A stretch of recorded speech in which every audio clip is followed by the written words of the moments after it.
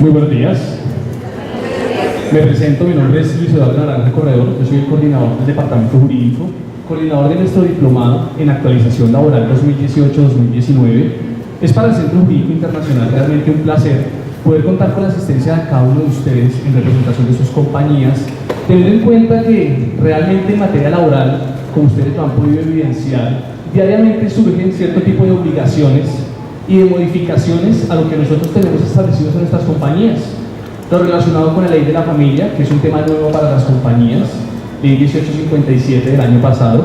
Tenemos en este caso precedentes jurisprudenciales de la Corte Constitucional, donde ha avalado la terminación del contrato con personas con discapacidad y el no acudir ante el Ministerio de Trabajo como requisito para validar directamente esa terminación. Y realmente lo que nosotros buscamos con este diplomado es complementar los conocimientos que ustedes como directores de recursos humanos, como gerencia y como integrantes de una compañía deben tener al interior de la empresa. Ahora, nosotros en nuestro diplomado directamente lo fundamos en la Ley 1075 del 2015, que determina como tal la educación informal. Es un decreto expedido por el Ministerio de Educación, donde nos permite a nosotros como Centro Jurídico Internacional validar este diplomado virtual con algunas clases presenciales en actualización laboral 2018. ¿Qué quiere decir eso? Quiere decir que a cada uno de ustedes se les va a certificar por escrito mediante un diploma el haber cursado y aprobado un diplomado en actualización laboral dictado directamente por profesionales del Centro Jurídico Internacional. Ahora, ustedes en sus escritorios van a poder identificar una cartilla verde. En esa cartilla verde ustedes van a poder evidenciar en la parte final un cronograma. Ese cronograma son las fechas que nosotros tenemos establecidas y los respectivos módulos junto con los profesionales que van a dictar cada uno de los módulos. El día de hoy vamos a aprovechar esta oportunidad para iniciar con la clase presencial a cargo del doctor Alberto Jaramillo, abogado de la Universidad Católica de Colombia, especialista en Derecho del Trabajo y de la Seguridad Social de la misma universidad, a cargo del módulo número 1. Y vamos a tener al doctor Daniel Molina Muñoz, profesional en Derecho de la Universidad Libre de Colombia, quien va a estar a cargo del módulo número 2. Alberto el número 1 y el doctor Molina el número 2.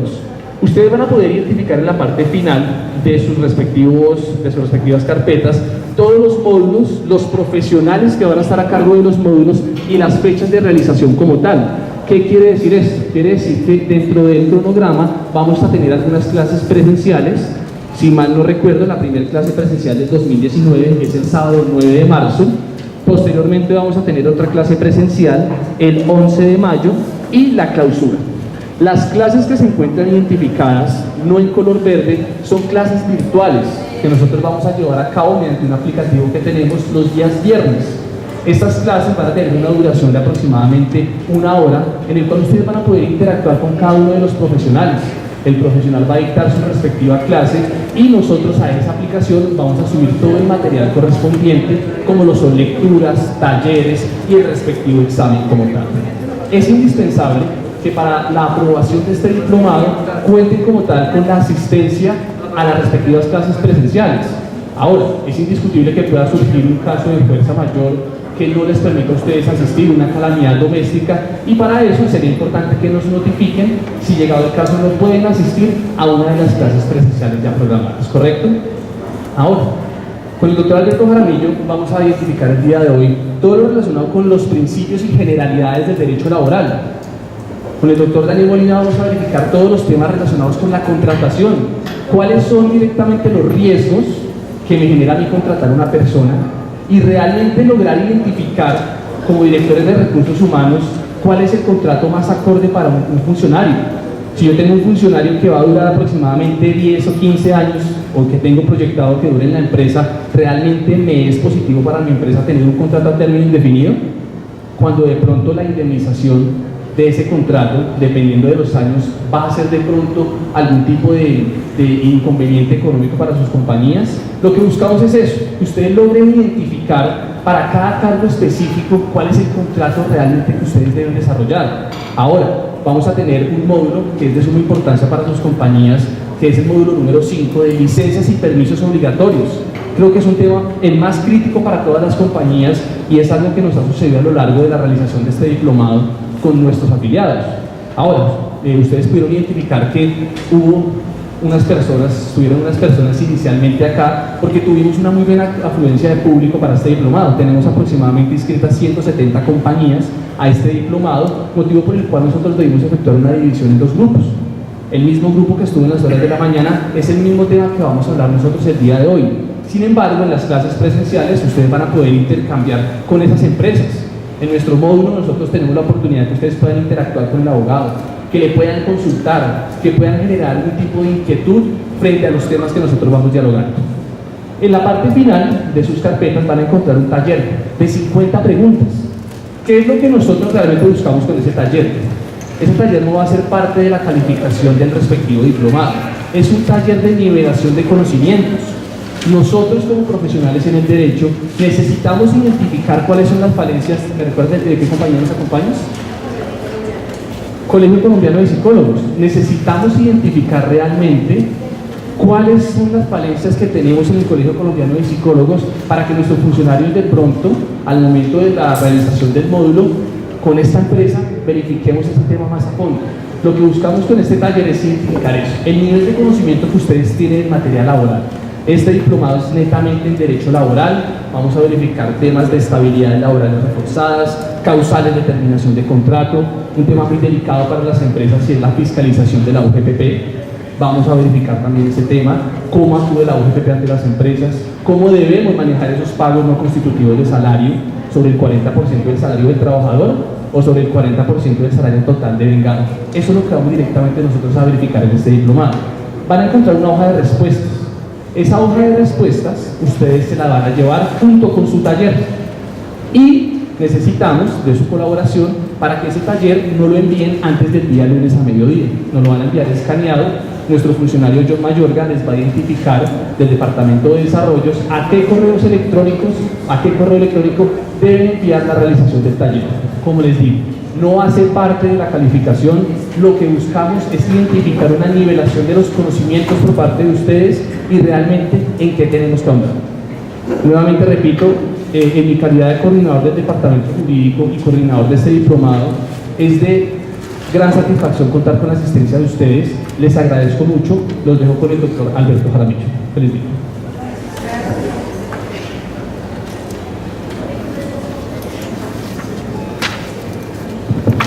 Bueno, muy buenos días. Vamos a dar inicio a nuestro diplomado en Auditoría Laboral 2018-2019. Yo soy el doctor Alberto Jaramillo. Yo voy a estar a cargo del primer módulo y del módulo tercero y módulo cuarto. En el primer módulo vamos a hablar sobre los principios y generalidades del derecho laboral.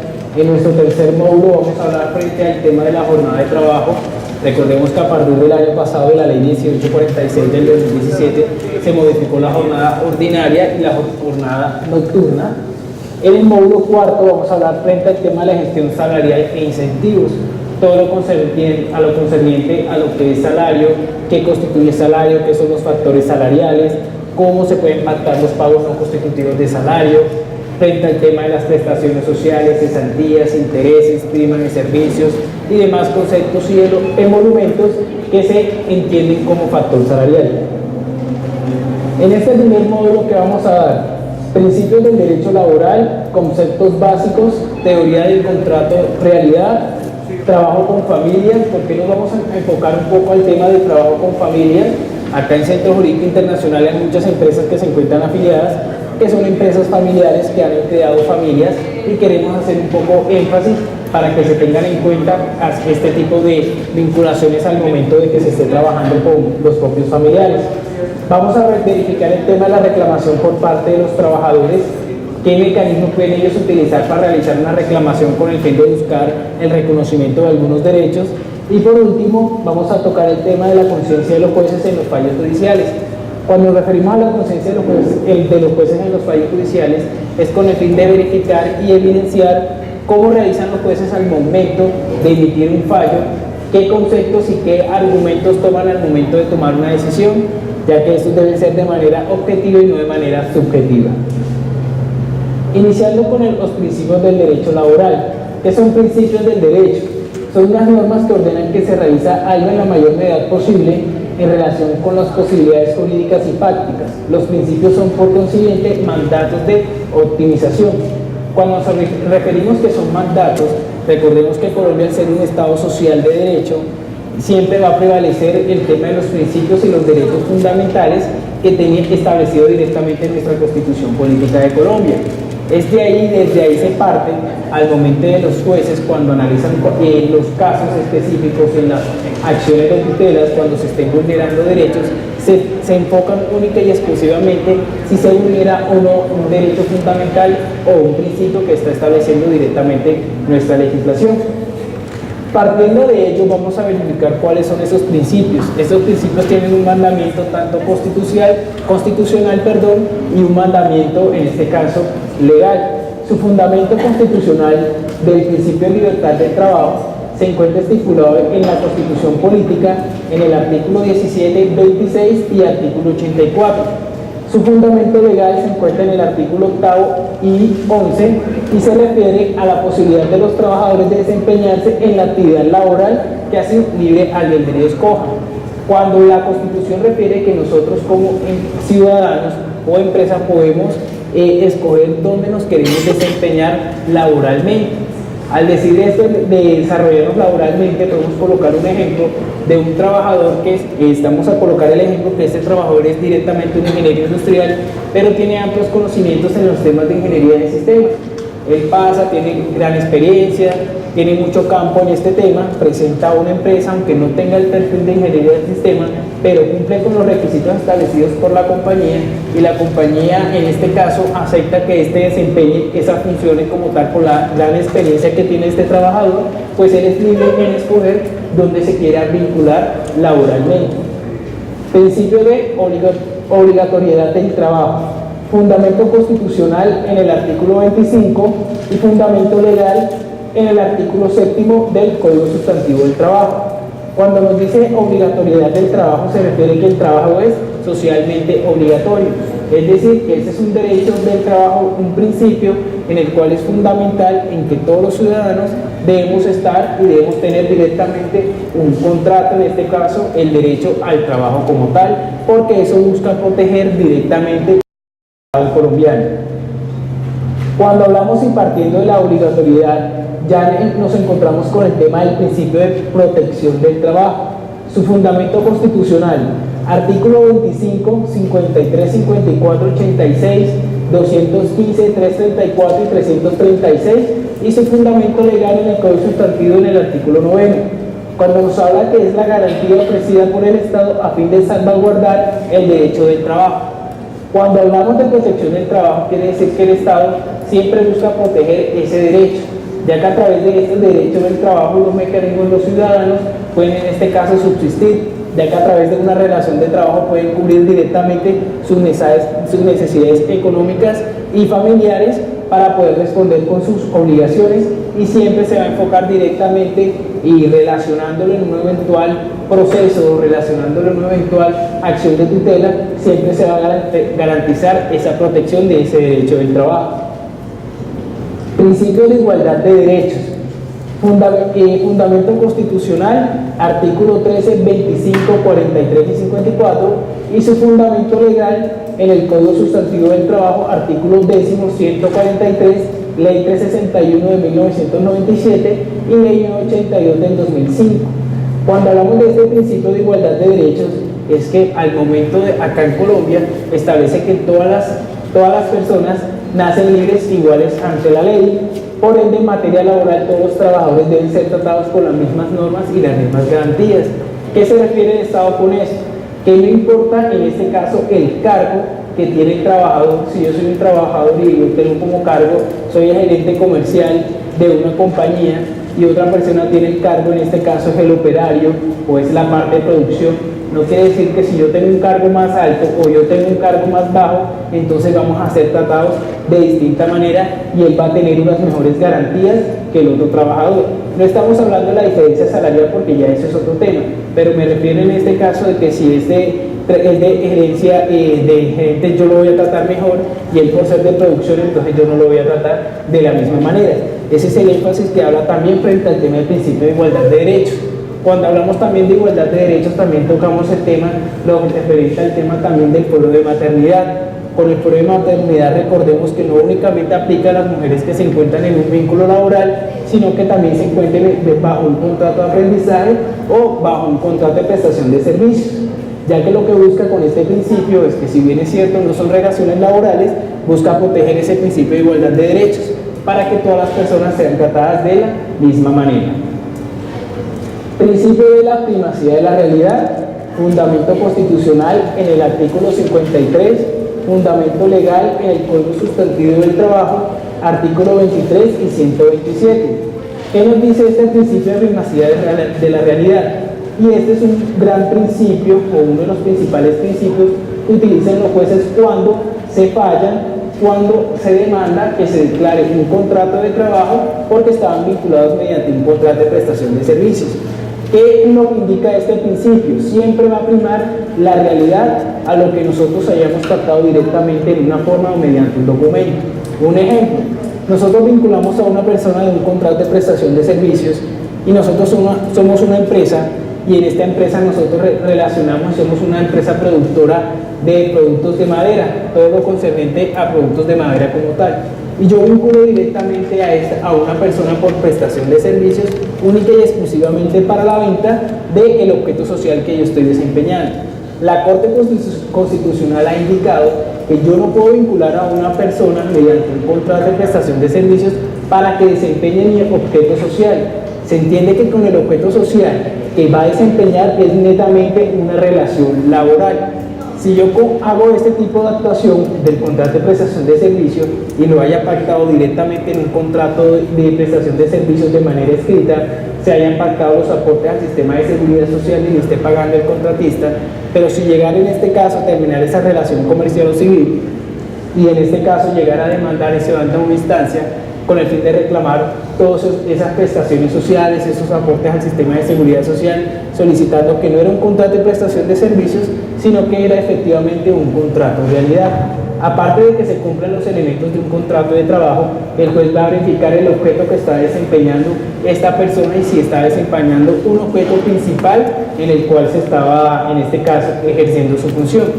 A diferencia, en este caso, si soy la misma empresa productora, en este caso de madera, pero yo contrato a un ingeniero único y exclusivamente para que desempeñen un objeto que es instalar, vamos a colocar un ejemplo, instalar los software directamente de todos los computadores de la empresa, ahí se puede evidenciar que no está desempeñando netamente mi objeto social de la compañía como tal.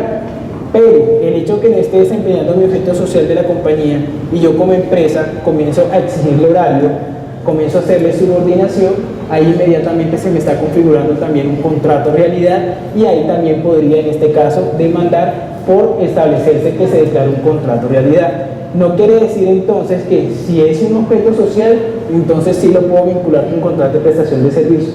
Sí se puede vincular, pero el hecho es que no vayan a configurar los elementos del contrato para no tener ningún tipo de inconveniente por esas reclamaciones hacia futuro que se puedan presentar. Y este es un principio fundamental que se encuentra directamente en la Constitución y es un principio en lo que se basa directamente el juez al momento de fallar. Así nosotros lleguemos directamente, aquí está el contrato, aquí están los aportes al sistema de seguridad social que hacía de manera independiente, pero si se configura directamente la realidad, era que era un contrato de trabajo, los jueces van a condenar directamente por todos esos temas y esas prestaciones sociales. Aunque las prestaciones sociales tienen un término prescriptivo, en este caso 3 años como tal, recuerden que los aportes al sistema de seguridad social no prescriben, son imprescriptibles. Es decir, que si son unos aportes, una relación comercial o civil que yo tuve en este caso hace 5 o 6 años y llegara a demandar por esos aportes al sistema de seguridad social, el juez probablemente podrá condenar por todos esos aportes dejados de cancelar a los diferentes sistemas de seguridad social, tanto salud, pensión o administradora de riesgos laborales. Principios de estabilidad. Este es un principio, en este caso, que también preocupa mucho a las empresas frente al tema de la estabilidad laboral que se pueda presentar para ciertos trabajadores. Este principio de estabilidad tiene su fundamento constitucional en el artículo 43 y 53 y su fundamento legal en el artículo 239, en la ley 361 de 1997, ley 931 de 2004 y la ley 982 del 2005. ¿Qué nos indica este principio? se refiere a que el trabajador en desarrollo de su contrato de trabajo tiene derecho a que mientras se mantenga las causas que dieron origen al vínculo laboral pueda continuar prestando sus servicios.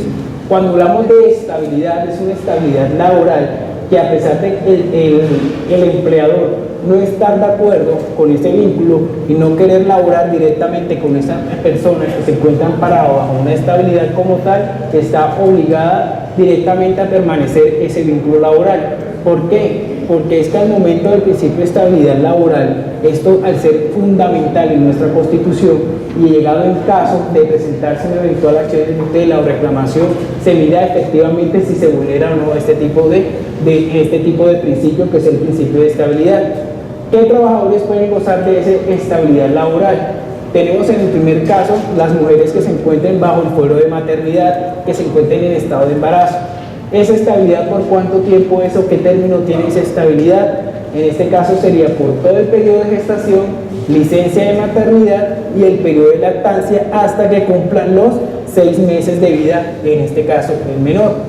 Como lo recordaba anteriormente con el principio de igualdad, la estabilidad por fuera de maternidad no aplica únicamente al vínculo laboral que tenga esta trabajadora, también aplica directamente a los contratos de aprendizaje. Cuando se vinculan aprendices del SENA y estas queden en estado de embarazo, no se les va a poder terminar su contrato de aprendizaje porque se le debe respetar su estabilidad y también va a ser por el mismo término que establece el fuero de maternidad. También a las trabajadoras, a las contratistas, que se encuentren vinculados bajo un contrato de prestación de servicios. Aunque se encuentren vinculados con un contrato de prestación de servicios, ya no es válido que si yo tengo un contrato de prestación de servicios y la contratista queda en estado de embarazo, como es una estabilidad laboral y solamente aplica una relación laboral, yo le voy a terminar su contrato de trabajo. Nos llega después una acción de tutela ordenando el respectivo reintegro, solicitando que se le ha vulnerado su derecho y su principio de estabilidad laboral como tal. El juez fallará directamente otorgándole ese fuero de maternidad como tal, ya que aquí, como se está estipulando que no es un contrato laboral y aplicando el principio de igualdad y de estabilidad, se le debe proteger ese fuero de maternidad que tenga en este caso esta contratista. Y el fuero de maternidad evidentemente va a ser por el mismo término, periodo en este caso gestación, licencia de maternidad y hasta que el bebé cumpla los 6 meses de edad. Otras personas que son vinculadas, que están amparadas bajo ese tipo de estabilidad, son aquellos trabajadores que tengan en este caso a sus esposas o compañeras permanentes en estado de embarazo. Esa es una sentencia que salió el año pasado, la sentencia C005 del año 2017, que indicó que cuando un trabajador tiene a su esposa, su compañera en estado de embarazo, esa estabilidad se traslada directamente al trabajador. Ese término de estabilidad laboral para aquel trabajador va a ser por el término de, en este caso igualmente aplica para la licencia de maternidad, aplica para el periodo de gestación, licencia de maternidad y el periodo de lactancia hasta que el bebé cumpla los 6 meses de edad o de vida. Ahora, esta sentencia, la sentencia C005 del año 2017, indicó unos requisitos para que se pueda tener este argumento válido, que el trabajador pueda argumentar en este caso esa estabilidad. Primero, que esta compañera permanente o esta esposa como tal sea beneficiaria al sistema contributivo de salud, es decir, que se encuentre como beneficiaria en el sistema de salud.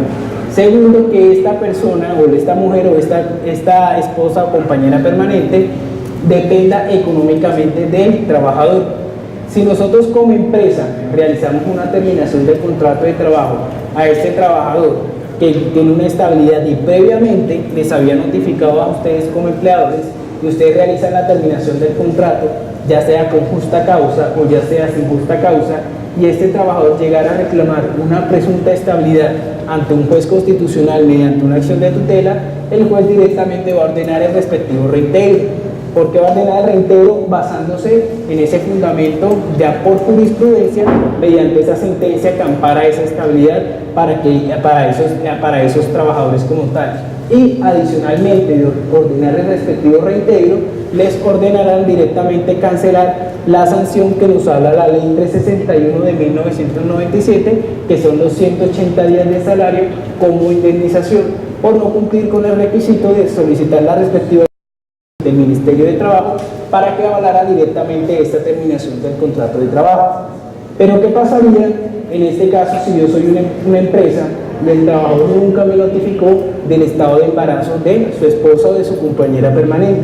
Yo desconocía ese hecho y yo realicé y procedí legalmente a realizar la terminación del contrato de trabajo.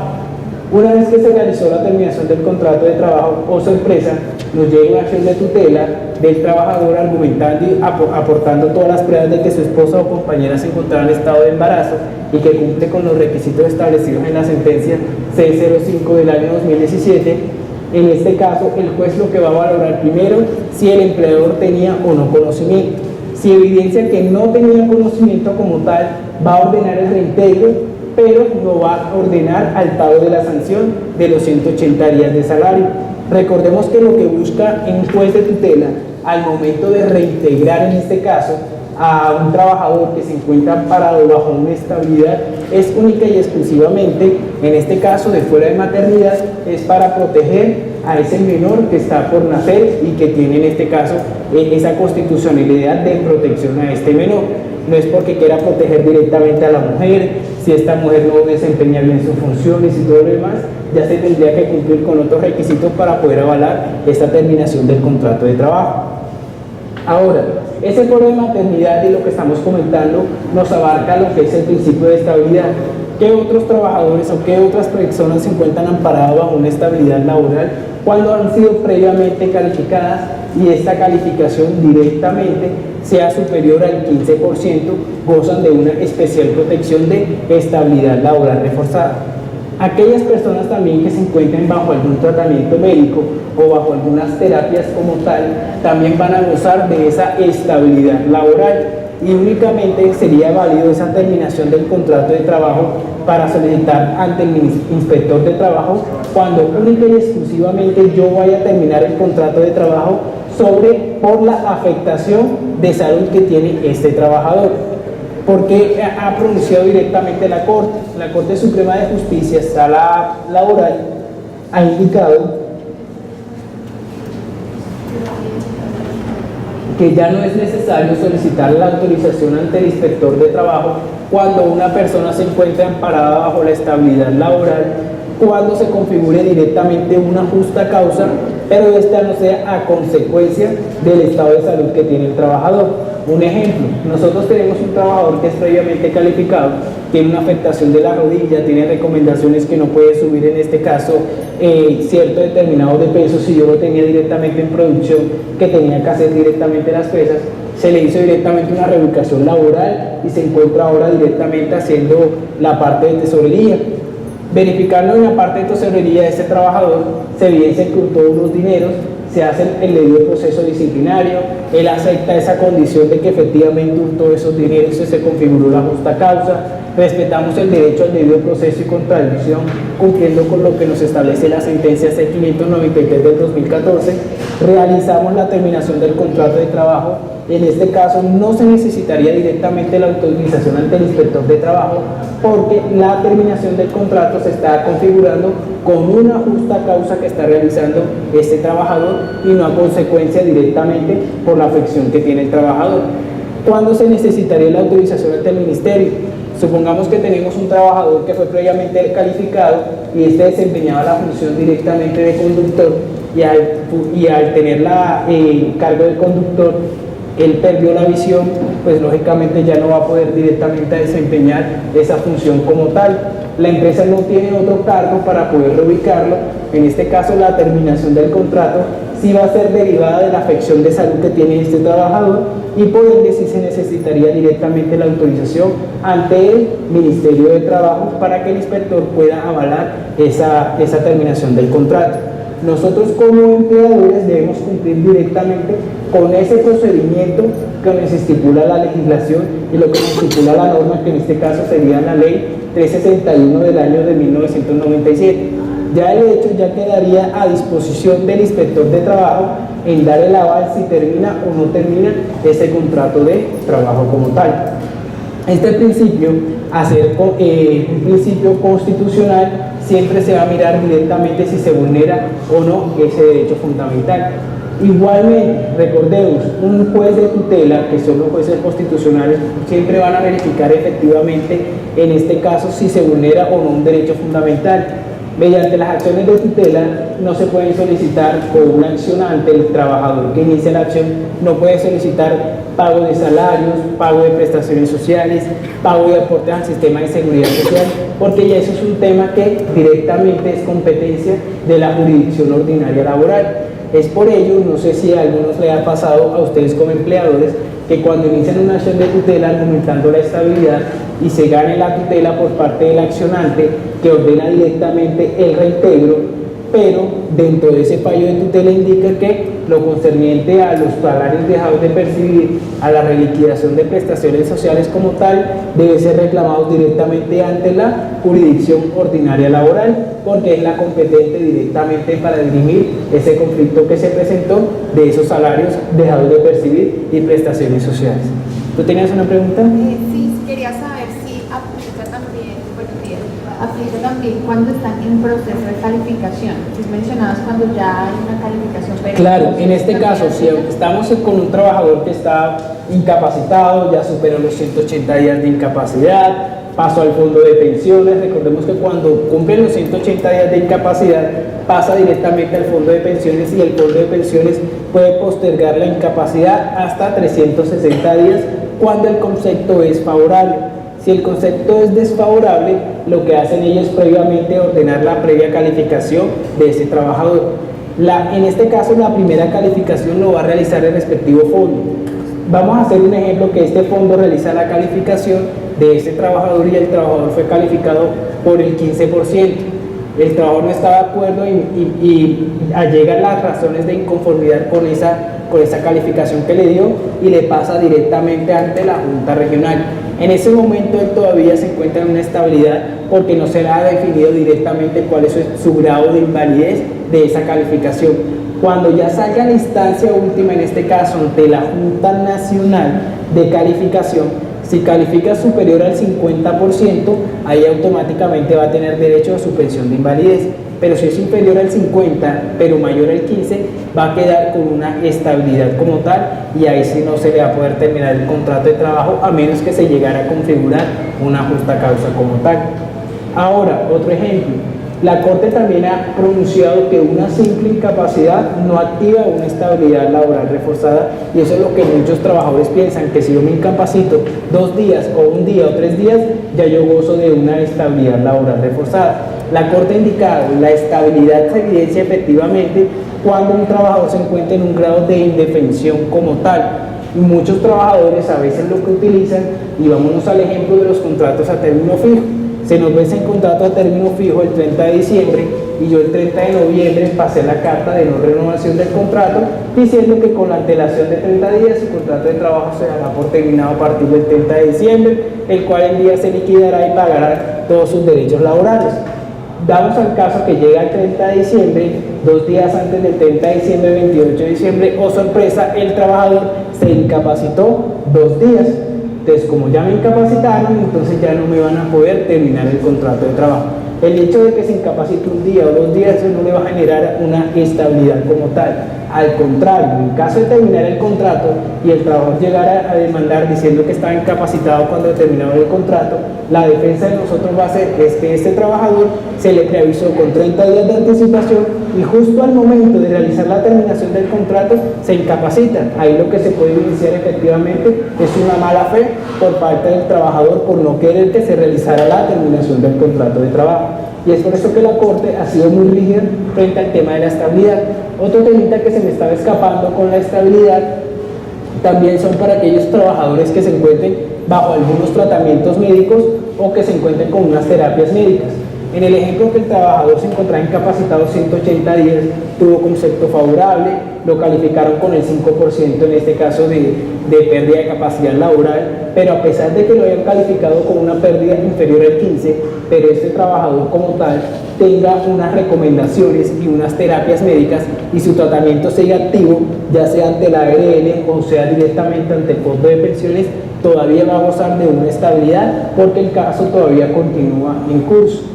Pero si en este caso el trabajador que fue calificado con el 5% y ya la ARL directamente cerró el caso, emitió las recomendaciones únicamente por 2 meses, se vencieron esos 2 meses y ya el caso directamente de la ARL quedó cerrado, se presume inmediatamente que él ha superado su estabilidad como tal, primero porque no fue calificado más del 15% y segundo porque ya el caso quedó directamente cerrado, ya sea ante la ARL o directamente ante el fondo de pensiones como tal.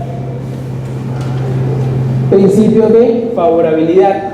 Bajo este principio de favorabilidad, en su fundamento constitucional, en el artículo 53, y su fundamento legal en el artículo 21, nos habla que este principio de favorabilidad siempre se va a aplicar la norma más favorable al trabajador o al ciudadano.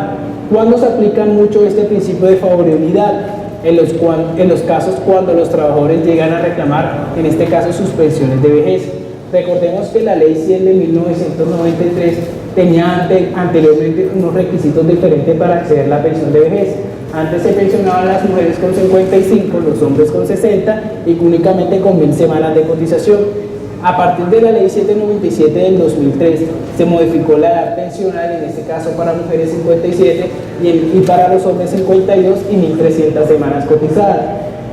Y vámonos al ejemplo que en este caso un trabajador o un ciudadano pasó directamente los papeles para acceder a su pensión de vejez, el fondo de pensiones le negó su pensión, él interpuso los respectivos recursos de ley en contra de esa resolución que le negó su pensión como tal, agotó la vía gubernativa y se fue directamente ante la jurisdicción ordinaria laboral con el fin de que le reconocieran su pensión de vejez, porque a él le estaban aplicando, era la ley 797 de 2003 y a él tenían que aplicarle la ley 100 de 1993.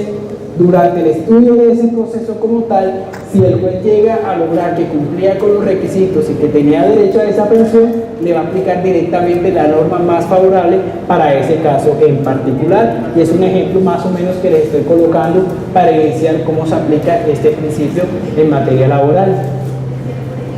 Principio de irrenunciabilidad de beneficios mínimos. Este principio tiene su fundamento en el artículo 53 constitucional que está en la Constitución Política y su fundamento legal en el Código Sustantivo del Trabajo, artículo 13, artículo 142 y 340. Este principio habla de que el derecho del trabajo se construye sobre las normas de orden público y por ende esos derechos son irrenunciables como tal. En este caso, si nosotros tenemos una relación laboral, un trabajador no puede renunciar a esos derechos.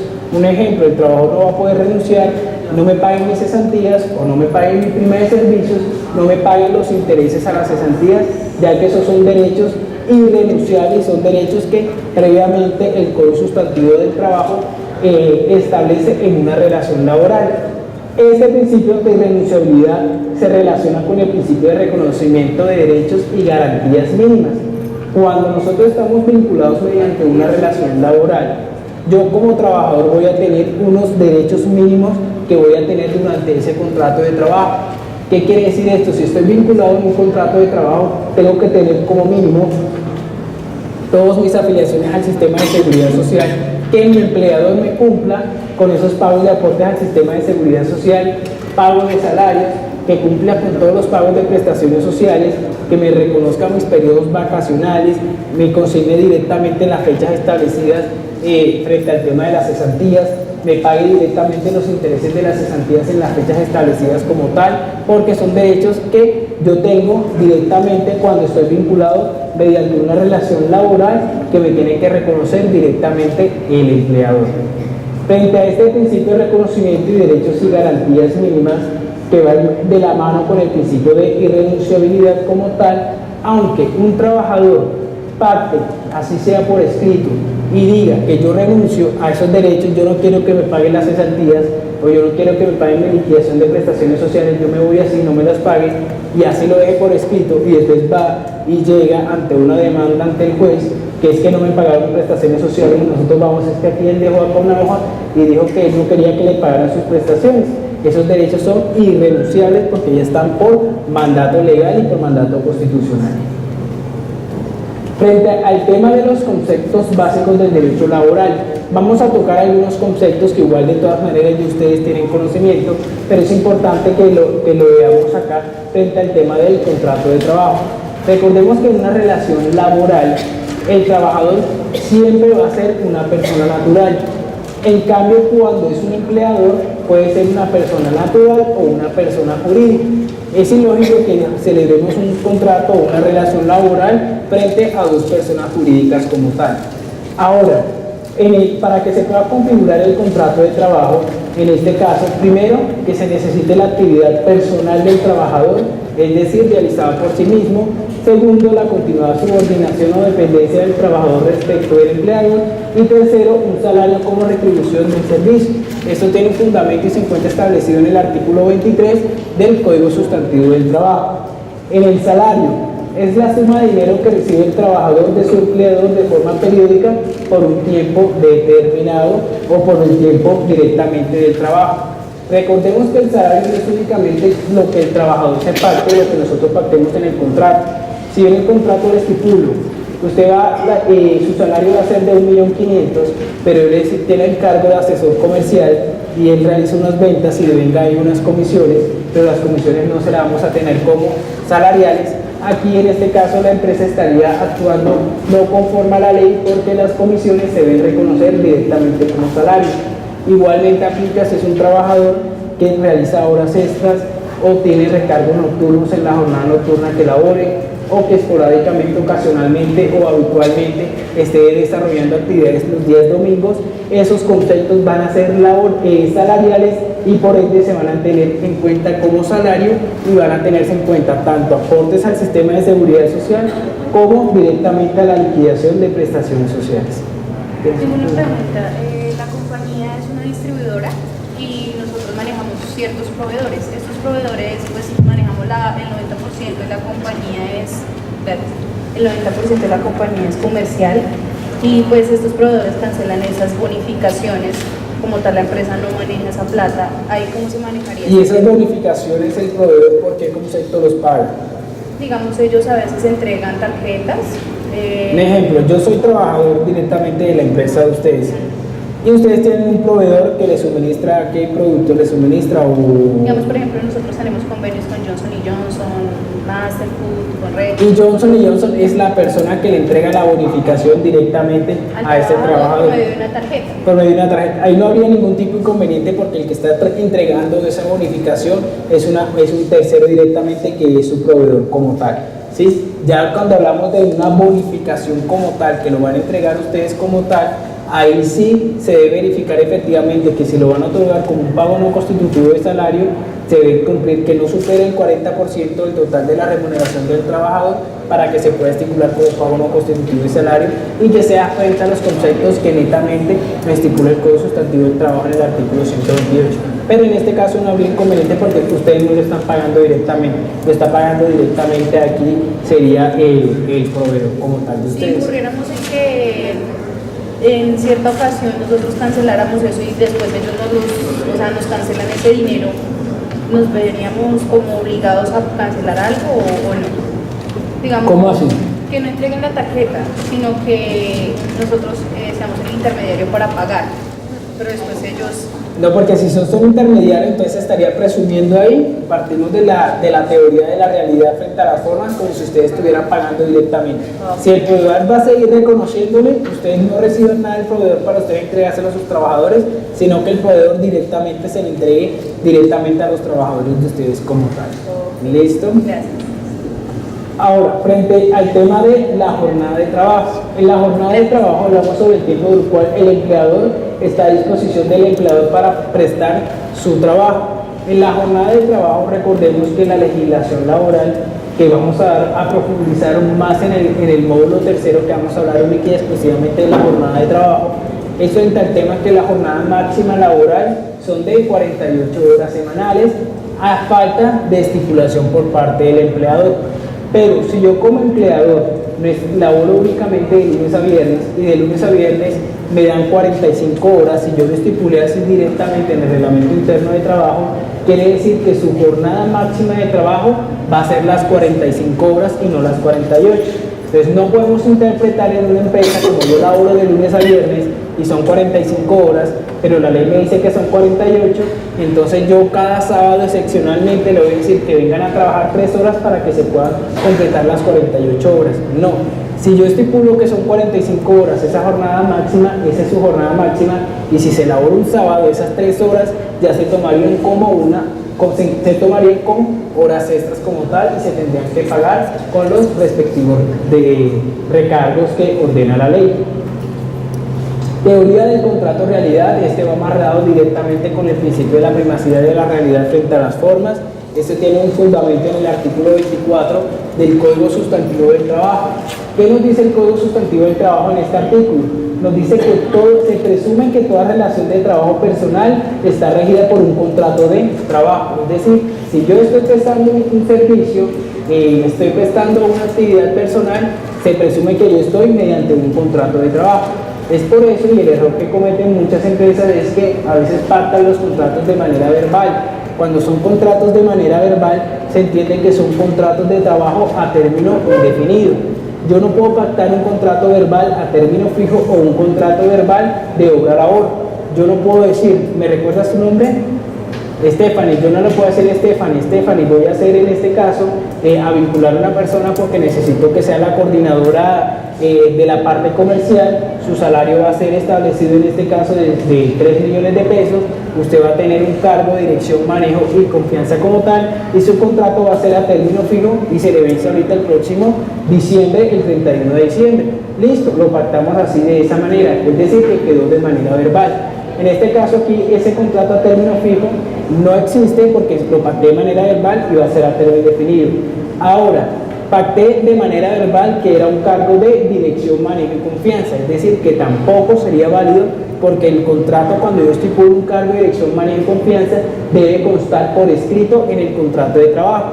Es decir, que si yo a ella, como le presumí y le dije que va a ser de dirección, manejo y confianza, comienzo a exigirle que ella deba elaborar más de la jornada permitida y al ser trabajador de dirección, manejo y confianza, entonces yo no le voy a pagar esas horas extras. Aquí automáticamente se va a desnaturalizar lo que se pactó verbalmente y nos vamos a la teoría del contrato realidad y nos vamos a la teoría del principio de la realidad frente a las formas. Es decir, que ella como trabajadora podrá reclamar en este caso todas las garantías, que en este caso serían las horas extras, recargos nocturnos, recargos dominicales como tal, y que se declare un contrato a término indefinido, porque yo el 30 de diciembre le terminé el contrato porque era un contrato a término fijo, es decir, estaría mal pactado como tal. Es por eso que siempre cuando se va a iniciar una relación laboral, se debe tener conocimiento qué tipo de contrato yo voy a establecer, si un contrato a término indefinido, si un contrato a término fijo o un contrato de obra-labor, o si va a tener el cargo de dirección, manejo y confianza. Recordemos que el cargo de dirección, manejo y confianza no es en este caso por la confianza que se le tiene a la persona, no. Eso es directamente si tiene un cargo y una jerarquía dentro de la empresa para tomar decisiones, es decir, tiene la facultad de iniciar relaciones laborales, tiene la facultad de terminar la relación laboral como tal para que se pueda configurar en este caso ese cargo de dirección, manejo y confianza. Creo que atrás tenían una pregunta. Bien.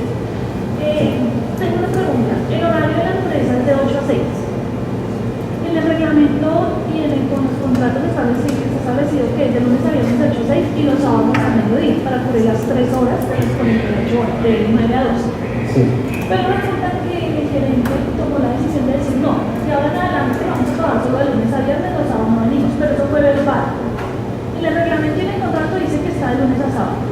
Pero ocasionalmente dice no, ustedes deben venir los sábados porque deben venir a hacer tal cosa y es como una obligación. Como en el reglamento está, que es el horario del contrato, pero Sí, en el reglamento está, pero ¿qué es lo que puede pasar? El reglamento está pactado, pero la realidad es que estoy laborando de lunes a viernes. ¿Qué es lo que van a reclamar ahí? Lo podemos ver enfocados en el principio de la realidad frente a las formas. Aunque esté pactado en el reglamento, pero yo realmente estoy de lunes a viernes y los sábados ocasionalmente nos obligan a venir, no es que mi horario es de lunes a viernes y después yo les cito es que el reglamento dice que es asado, no, pero aquí ya llevamos 2, 3, 4, 5 años que estamos laborando de lunes a viernes y ahí sí se va a tener inconveniente. ¿Qué se tocaría realizar ahí? Modificar el reglamento interno de trabajo, colocar que el horario es de lunes a viernes y que se van a tener que elaborar un sábado al mes o 2 sábados al mes para que se tenga ese fundamento legal y poder ordenar ahí que los trabajadores puedan asistir a laborar el día sábado. ¿Listo? Trabajo con familia. Recordemos acá en este caso, hablando de unas empresas familiares como tal, el hecho de que yo tenga mi empresa y yo contrate a mi primo, o yo contrato a mi hermano, y en este caso por ser mi hermano, por ser mi primo, entonces yo le voy a pactar de salario 1 millón de pesos y por fuera yo le estoy pagando 3 o 4 millones de pesos. Mi primo dice, listo, tranquilo hermano, tranquilo primo, yo le voy a hacer, en este caso le estipulamos ese salario, o sorpresa, que después de 1, 2 o 3 años, el mismo primo va y reclama y dice que él no ganaba 1 millón de pesos, sino que ganaba directamente 4 millones de pesos.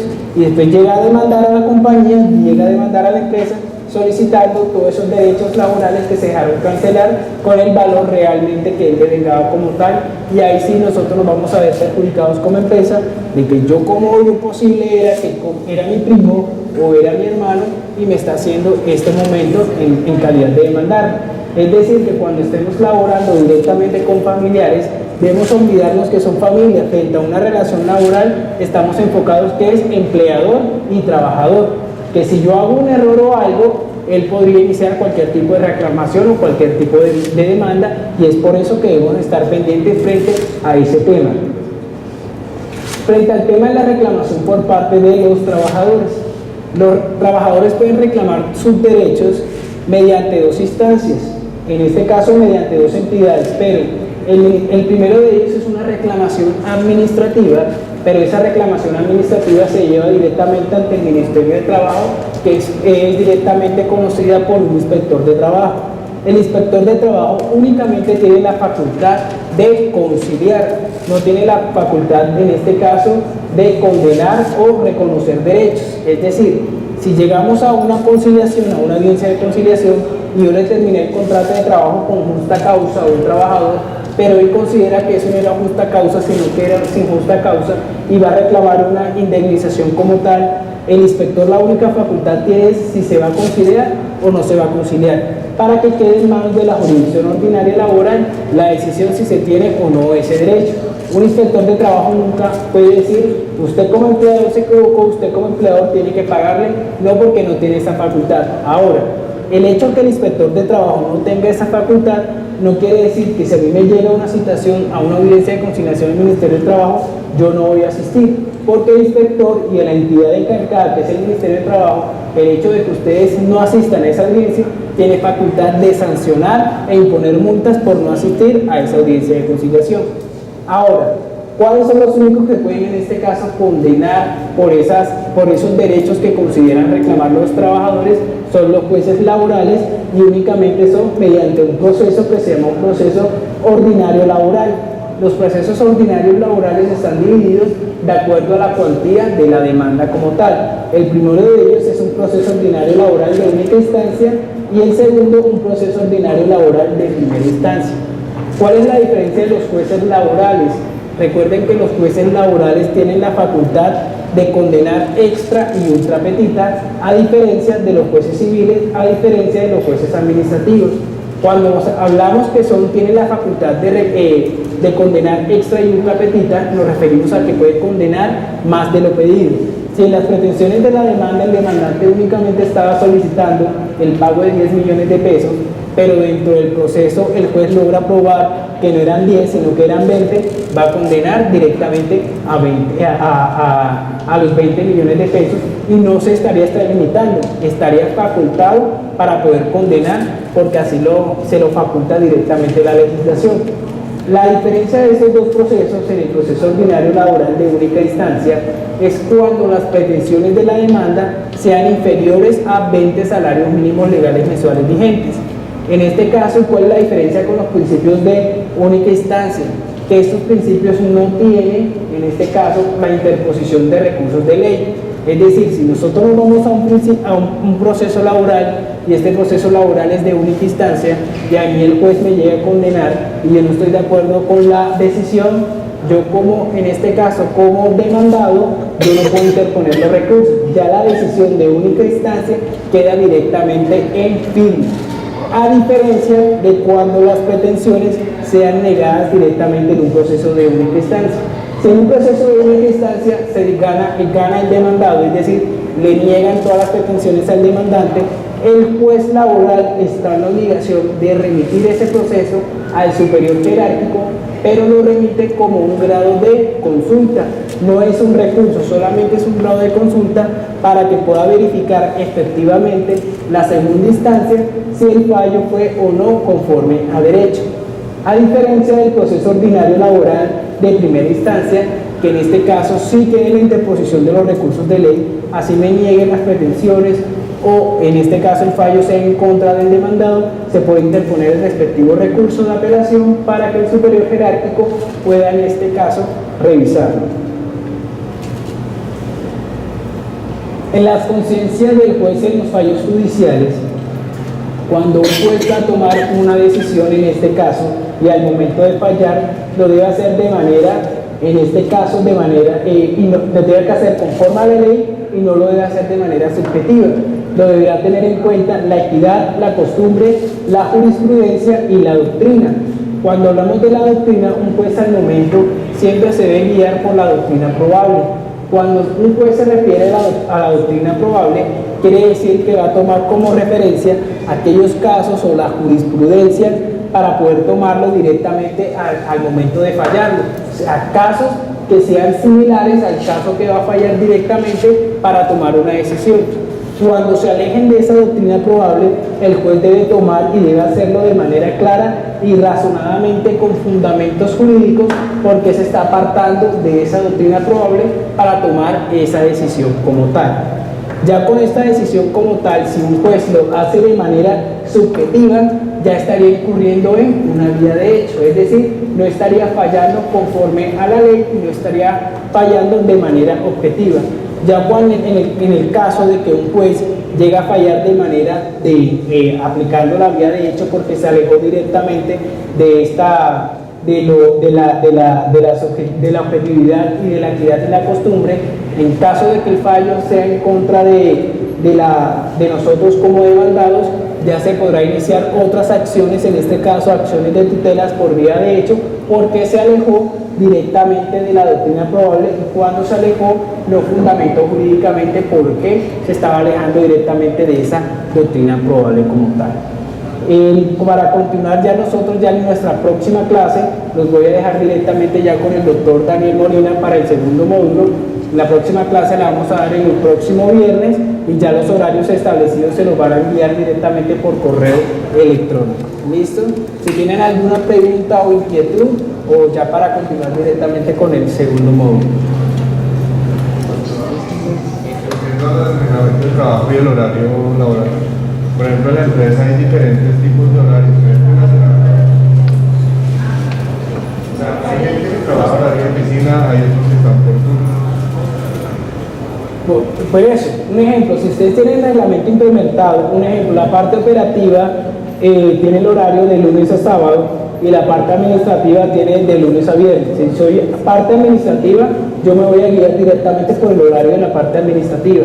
Si soy operativo, voy a guiarme directamente por la parte operativa. Es decir, que yo no puedo en este caso, si yo soy un cargo administrativo, yo no le puedo aplicar el horario que tiene la parte operativa. Tengo que guiarme directamente por el horario que yo le establecí directamente a esa persona.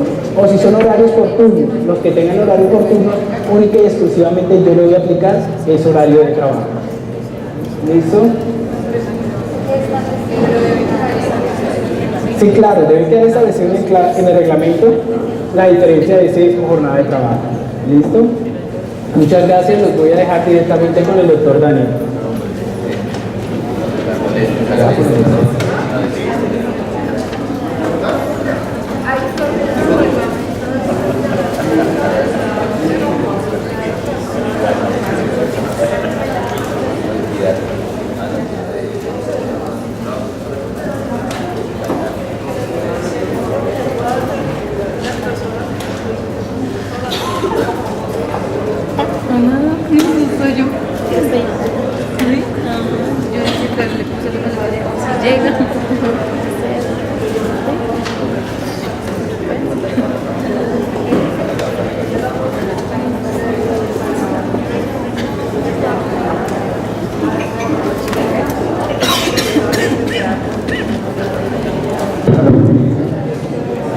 Toca la arquilla.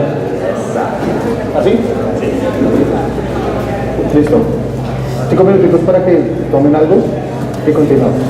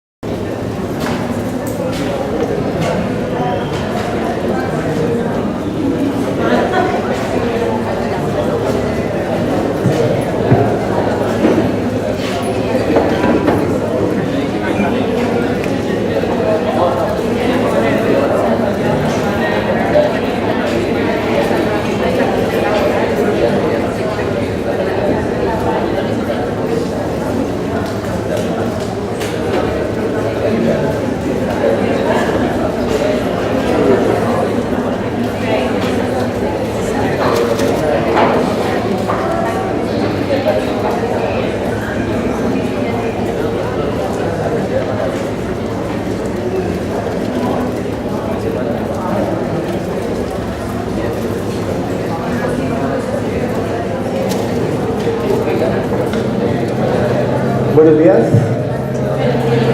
Mi nombre es David Molina. ¿Cómo estuvo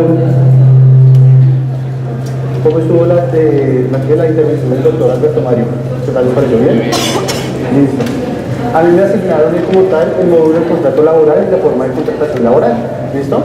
La idea es que pues como tal, como empresa pues podamos tener certeza de que vamos a contratar, cómo lo vamos a contratar, a quién vamos a contratar, pues para poder tener una buena relación laboral con nuestro trabajador y pues no tener mayores conflictos de carácter judicial y administrativo por parte del Ministerio del Trabajo y la OGPP. ¿Listo?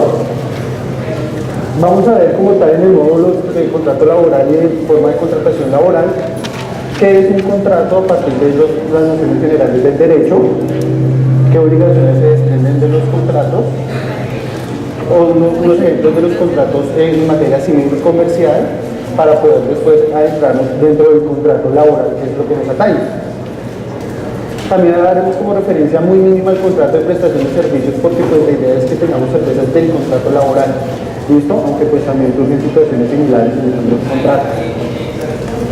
Vamos a hablar de los elementos que como tal constituyen un contrato laboral, qué es un contrato laboral. También hablaremos acerca de las partes que pueden integrar un contrato laboral. las obligaciones que pueden tener estas partes y tenemos como tal los contratos en relación a su forma. En materia laboral pues tenemos los contratos verbales y por escrito. Hay unos que sí requieren que sean por escrito y hay otros que pueden ser de manera verbal. ¿Qué características se requieren en cada tipo de contrato, si es verbal o escrito? Tenemos como tal los contratos en relación a su duración. El contrato laboral a término fijo y definido, un contrato de trabajo por hora o labor, lo cual pues vamos a ir desarrollando de conformidad con las clases que van a ser de manera virtual los días viernes. Bueno, el contrato término indefinido, cada contrato tiene unas características propias, las cuales pues las vamos a analizar en su momento oportuno. La suspensión del contrato, que también es supremamente importante, la coexistencia de los contratos laborales, la sentencia como tal, la teoría del contrato realidad. El doctor Alberto Mario hizo referencia al tema de la formalidad o la realidad sobre la formalidad, y es que siempre que posibilitan ciertas situaciones podemos identificar que efectivamente existe un contrato laboral. Vamos a hacer como tal referencia a la forma de cómo tenemos que tener un procedimiento para la contratación. ¿Esto en aras de qué? De que nosotros al momento de poder identificar una necesidad de nuestra empresa y que tengamos que suplirla con un personal, pues podamos identificar qué tipo de contrato nos sirve, qué aplicabilidad le vamos a dar, también podemos identificar qué características o qué documentos debemos pedir, qué situación o qué actitudes debe tener nuestro trabajador para poder desempeñar esas labores. ¿Listo? Entonces, como tal, la contratación preliminar, los exámenes médicos de ingreso, que son extremadamente importantes para verificar efectivamente cómo está, cuál es el estado de nuestros trabajadores al momento de ingresar. La idea es que pues ingresen en un buen estado de salud y cuando estén retirándose también ingresen en un buen estado de salud, salvo pues el deterioro de la edad y todo eso. ¿Listo? El contenido de una carpeta. La importancia de una carpeta organizada en el contrato laboral nos puede brindar a nosotros jurídicamente poder establecer una defensa efectiva de que pues en caso de una demanda, una tutela, pues podamos dar respuesta certeza y con certeza de lo que nos están recibiendo. Eso como tal es el material de apoyo que nosotros vamos a utilizar dentro del desarrollo del segundo módulo, el cual pues será entregado a ustedes mediante correo electrónico. ¿Listo? Entonces vamos a iniciar con el contrato laboral. Vamos a hacer unos ejemplos pues, para que lo vayamos con ciertas funciones básicas. ¿Qué es un contrato? Un contrato como tal es un acuerdo de voluntades mediante el cual una persona se compromete a una obligación de dar, hacer o no hacer. ¿Listo? En materia de edad, pues estamos como tal entregar el dominio de un bien a favor de otra persona. Entonces es una obligación que constituye la obligación de hacer. Como tal realizar o desplegar actividades en favor de otra persona. Por ejemplo, el contrato de prestación de servicios. El revisor fiscal de una empresa tiene como tal ciertas actividades de revisar los balances, hacer como tal, estar presente dentro de las asambleas y todo eso. Son obligaciones de hacer. ¿Listo? Las obligaciones de no hacer, por su lado, son situaciones a las cuales yo me tengo que abstener si estoy comprometido. Por ejemplo, un acuerdo de confidencialidad. Para el confidencialidad, usted tiene una información que puede ser muy delicada de la empresa, por lo tanto usted tiene que o se obliga como tal a no difundir esta información a favor del tercero o a favor de usted pues, para conseguir algún interés económico o afectar a la empresa. Entonces, al momento en que la persona realice o difunda esa información, están cumpliendo una obligación de más. ¿Listo? Dentro de la legislación colombiana encontramos ciertos contratos, los cuales pues la idea es analizarlos brevemente pues para tener de qué la importancia de un contrato y más bien de materia laboral. Por ejemplo, el contrato de compraventa es por excelencia como uno de los contratos más reglamentados en Colombia. ¿Qué pasa si cumple el comprador? ¿Qué pasa si no cumple el vendedor? ¿Qué pasa si surgen ciertas situaciones imprevistas? Todo eso pues está debidamente reglamentado. Entonces, además del contrato, también está una norma especial que lo puede regular. El contrato de arrendamiento igual, también hay que hacer la decisión. El contrato de arrendamiento puede ser comercial o civil. Hacemos como tal el contrato de prestación de servicios. Es importante que tengamos en cuenta que un contrato de prestación de servicios es similar a un contrato laboral, pero no es un contrato laboral. ¿Y qué nos puede afectar que sea o que iniciemos con un contrato laboral o con un contrato de prestación de servicios y que después se genere un contrato laboral? pues que después como empresa podemos estar obligados al pago de sumas grandes por concepto de esas actividades que nunca se pagaron al momento en que se declara un contrato laboral, que haga como tal los aportes a seguridad social, que se le haga el pago de dotación y demás, lo cual pues debe ser debidamente ordenado por el juez conforme lo último que informó el doctor Alberto Mario. Toda declaración en materia contractual o laboral la debe hacer un juez. ¿Listo?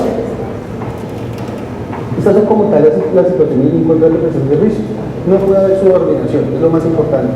Yo no puedo exigirle al contratista cosas diferentes a las que están reglamentadas dentro del contrato de prestación de un servicio, porque ahí estaríamos entrando en causal de la subordinación y dándole la oportunidad al contratista de que nos demande y después pues consiga un interés económico y afecta a nuestra empresa.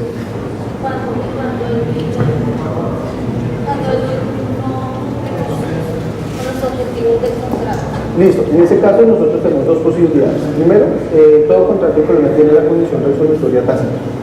Espérate para que haga una pregunta, de cuando tenemos que echar. Cuando la persona que está prestando la persona que yo contrataste. No cumple con el objeto del contrato.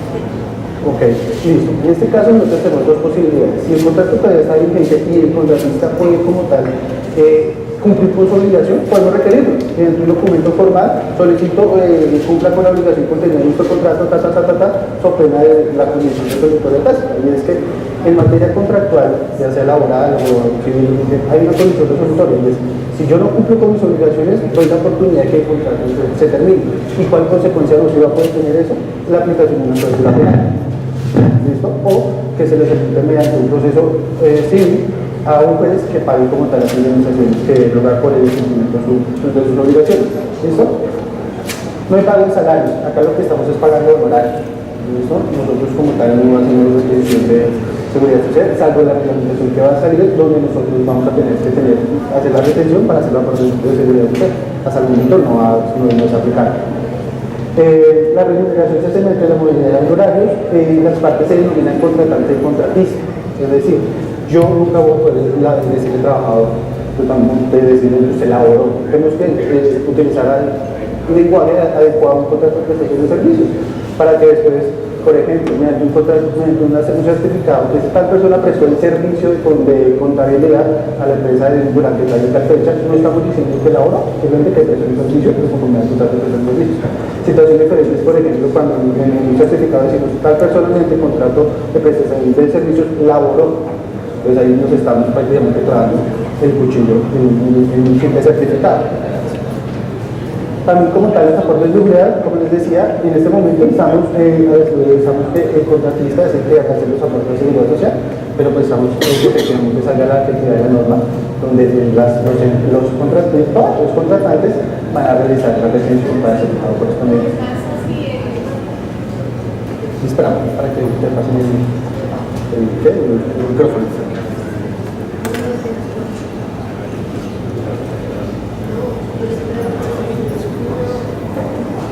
¿Qué pasa si el contratante paga la seguridad social y los incluye en la planilla de ellos?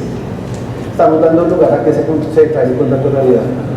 ¿Por qué? Porque simplemente eso es una actitud y es una obligación del empleado, no del contratante. Hasta la fecha es así. Va a cambiar y vamos a tener que hacerlo así, vamos a tener que hacerlo como tal. ¿Qué se tiene que afinar? Pues nosotros vamos a hacer la retención y el pago de la cuota de seguridad social. Pero a la fecha, por ejemplo, nosotros hacemos la recepción de esos valores y nosotros directamente continuamos como contratantes las prestaciones sociales de un trabajador, de un contratista, estamos dando lugar a que esto es un cliente o un contrato laboral. Camilo.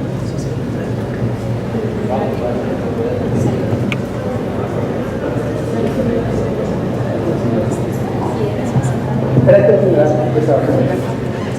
la que está ahí. Bueno, una pregunta. Tenemos dos condiciones. La primera, tenemos contrato por prestación de servicios, pero en algunos casos nosotros lo que hacemos es retenerles y les creamos un usuario a los operadores y les pagamos a nombre de ellos con el usuario de ellos. Y les entregan como tal el pago a ellos. Como si me lo hubieran prestando ellos. Lo que pasa es que quien realmente saca la plata para pagar es de las cuentas de la empresa. El peligro es que, por ejemplo, yo trabajo contigo y ella es la contratista, la otra Camila. Yo puedo ir a decir, es que ella tiene que tener dinero. ¿No me entender? Entonces, por lo tanto, me estoy dando validez a un contrato laboral. No solo simplemente el hecho, sino como, o sea, en esa materia hay libertad probatoria. De diferente manera yo puedo llegar a probar que efectivamente tú me estás reteniendo ese dinero. Lo otro es que cuando son riesgo 4 y riesgo 5. Ahí sí, nosotros como contratantes tenemos que hacer como tal el pago de la ARL. Solo el y ellos deben hacer la de ¿Pensión? EPS. ¿Listo? Bueno, tú tenías una pregunta, ¿cierto?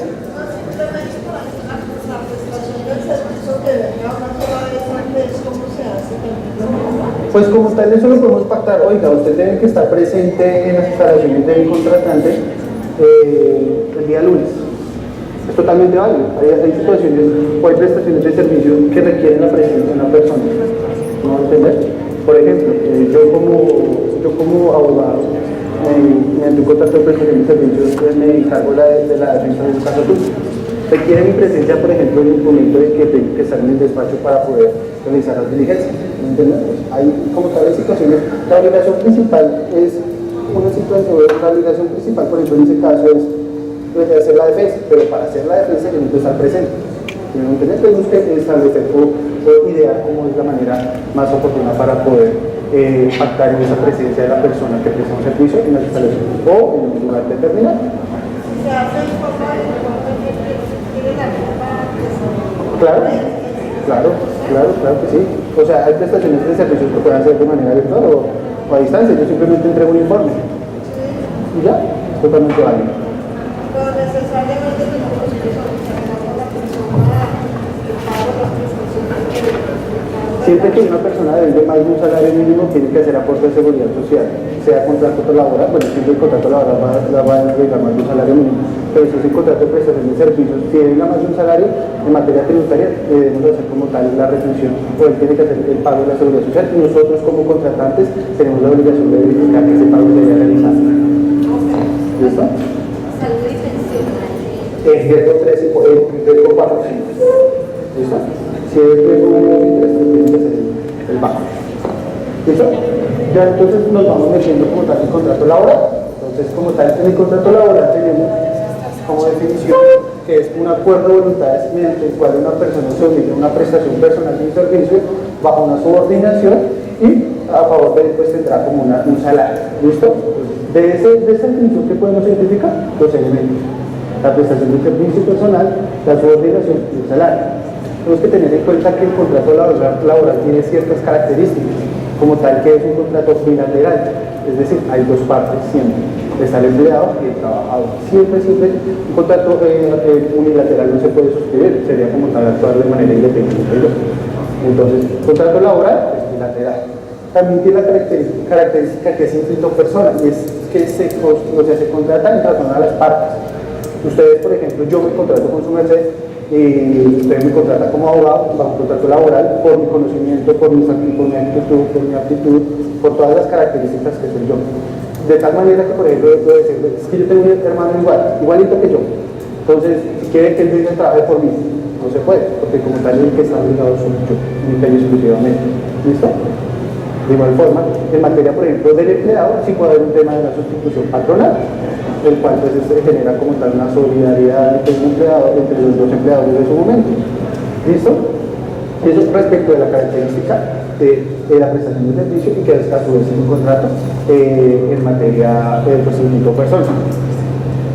Este contrato también está reglamentado, es reglado, es decir, que por los códigos sustantivos de trabajo y demás normas de carácter laboral y de carácter de seguridad social, existen o surgen obligaciones tanto para las partes, para el empleado y el trabajador. Mediante jurisprudencia se han generado obligaciones en materia del contrato laboral.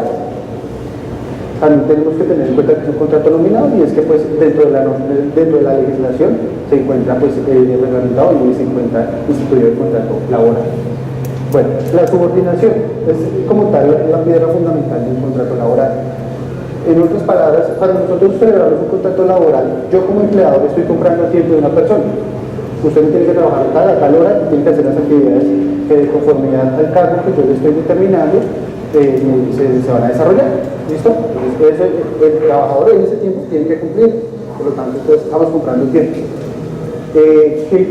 ¿Cómo pago yo ese tiempo? Con un salario. Un salario puede ser, pues, no puede ser inferior al mínimo, para la fecha está en 780.000, 342 nos requiere el transporte. Entonces, ese es nuestro límite mínimo.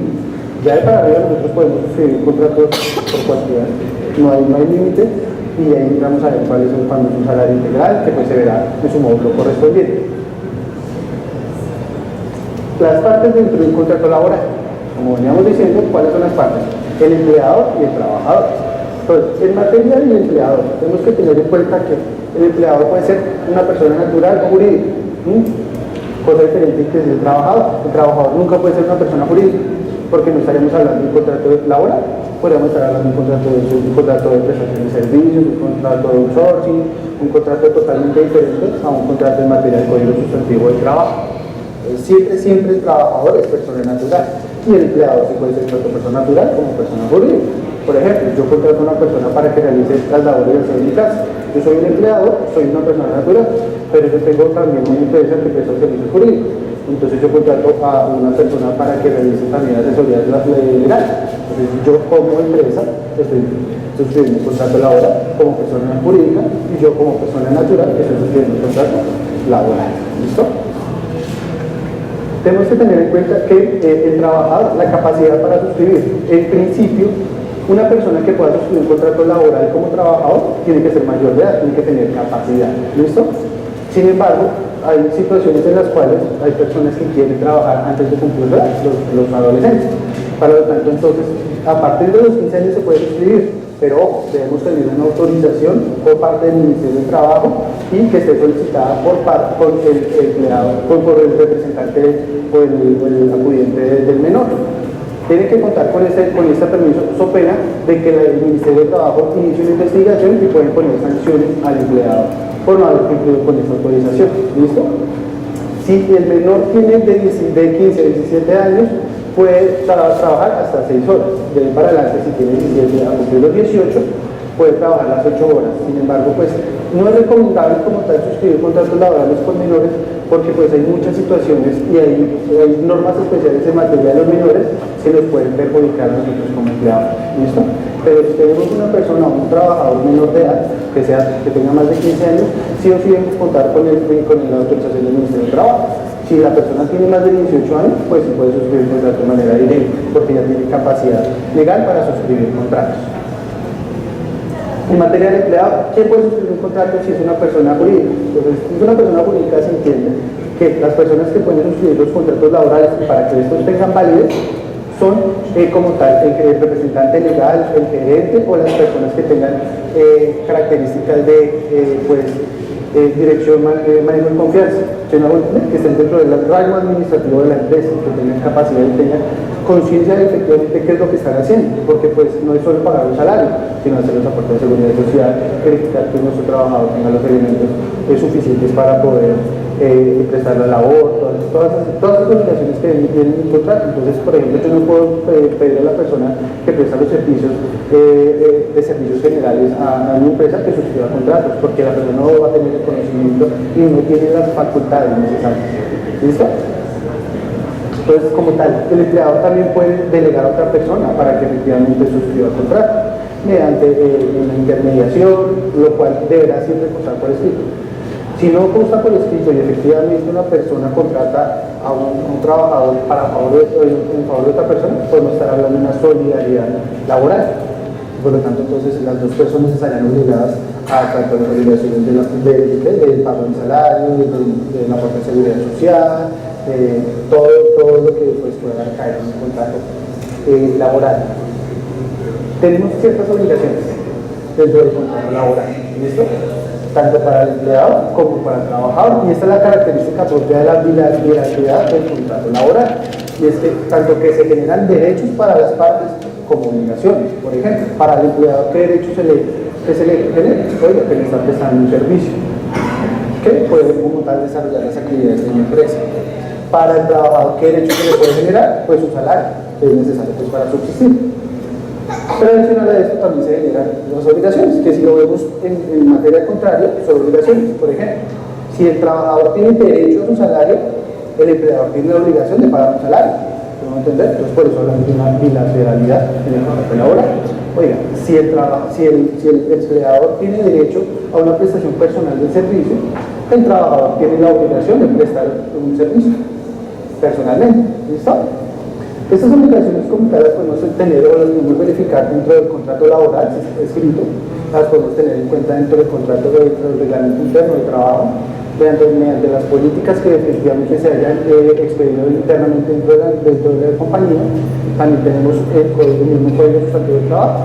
Artículos 57 y 58 nos habla de los controles de las obligaciones que tiene el trabajador y el empleado por su lado. Y también las prohibiciones. En materia de contratación laboral, pues esto lo vamos a ver rápidamente, porque pues la idea es que lo desarrollemos en profundidad mediante las clases virtuales. ¿Listo? En este caso, los contratos verbales, como tal, si celebramos un contrato verbal, tenemos que partir del hecho que efectivamente es un contrato a término indefinido, porque nos exige la norma que si vamos a suscribir un contrato a término fijo, este deberá estar siempre por escrito. ¿Listo? Para lo cual pues tenemos que determinar ciertas situaciones o acordar de manera verbal ciertas situaciones. ¿Y cómo podemos darle validez a este contrato? Mediante testimonios, mediante correos, mediante otras cosas diferentes al mismo contrato que puede estar suscrito. El contrato escrito debe tener otras características propias y es necesario por él cuando vamos a suscribir un contrato laboral a término fijo, cuando pues preferiblemente vamos a pactar un periodo de duración, un periodo de prueba, cuando vamos a como tal a establecer, ¿no? Cuando vamos a pactar que la persona que va a prestar el servicio es bajo la directriz de confianza y manejo. Entonces, estos son los contratos verbales, estas son las características, tenemos como tal los contratos en relación a su duración. Entonces, tenemos el contrato a término fijo, a término indefinido o a la hora. Ya sabemos que si es verbal, a término indefinido, no podemos encajar en ningún otro tipo de contrato. ¿Listo? Los contratos a término fijo a partir de 2 meses. ¿Puedo hacer un contrato a término fijo? Para que todos se escuchen. ¿A partir de qué término, de qué periodo término fijo en un contrato? No nos dice cómo, no nos dice, por ejemplo, tenemos el contrato que es ocasional, es por ejemplo hasta un mes, una actividad que se desarrolle hasta un mes, que tenga una actividad o que tenga una razón diferente a las ocupaciones de nuestra empresa, ¿cierto? Entonces, ese como tal es el término del contrato. Entonces, acá. Referencia. Sí. Es porque me acerco acá, me acerco acá, me toca estar como uy. ¿Listo? Bueno. Ya, espérate. Pero entonces, en materia de contrato laboral a término fijo, no tenemos un tiempo determinado. Podemos suscribirlo por 15 días. Totalmente vale, ¿sí? Lo que en este caso pasaría es que no tenemos la obligación de realizar por 30 días, porque sería el loco. Pero, por ejemplo, si ya es un contrato laboral a 2 meses, ya llegado el mes podemos decir, oiga, ya no me lo estoy trabajo, por favor, vamos a terminar el contrato. Ya, una pregunta ya, y ahí después pasamos. ¿Listo? Gracias, buenos días. Buenos días. ¿Se puede establecer un contrato no fijo a 3 años? Hasta 3 años es como tal el límite que tenemos, y de materia de contrato laboral término fijo. Sí, señora.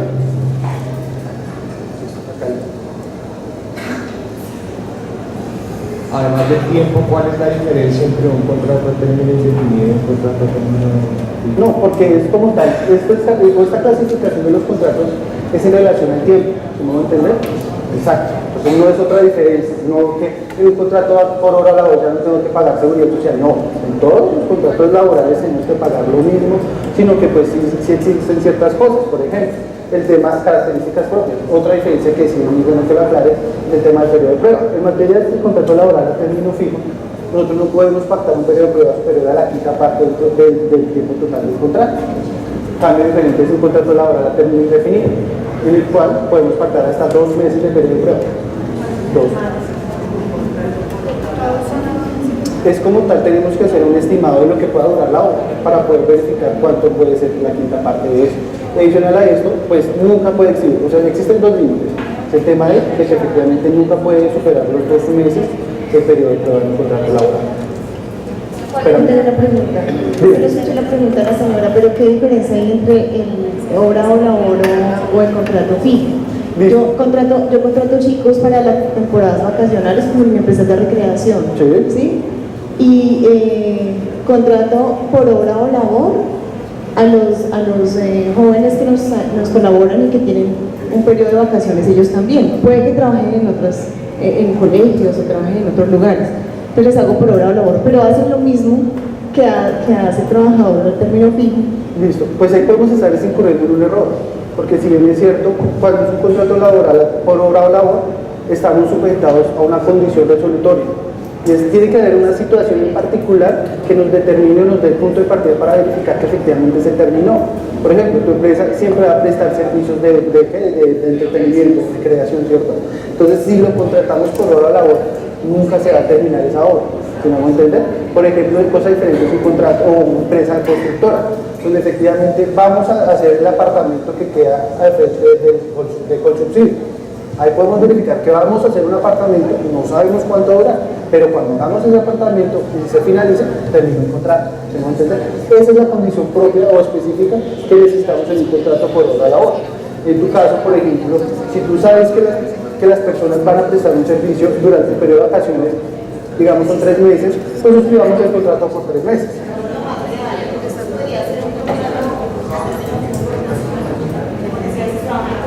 Totalmente válido. Totalmente válido. Como le explicaba acá a la señora, nosotros en materia de contrato laboral a término fijo no tenemos límite. Podemos hacerlo por una semana, podemos hacerlo por 15 días. Lo que le explicaba es que, por ejemplo, si es un contrato que a término fijo que es inferior a un mes, entonces no tengo la obligación de otra avisar, porque no tengo el tiempo suficiente. ¿Listo? ¿Alguna pregunta? Espérate que el señor está levantando la mano, señor Pegues. Tengo un contrato fijo a un año y se me vence. Automáticamente se prorroga un año. Y así en adelante, ¿cuántas veces? Las veces que sea.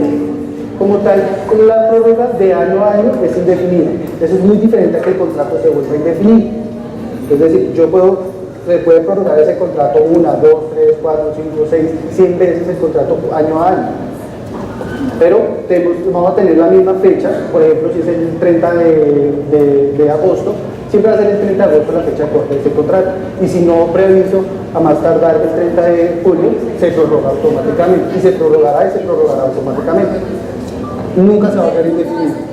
No, en derecho tenemos que tener entonces que las cosas extinguen como nacen. Entonces,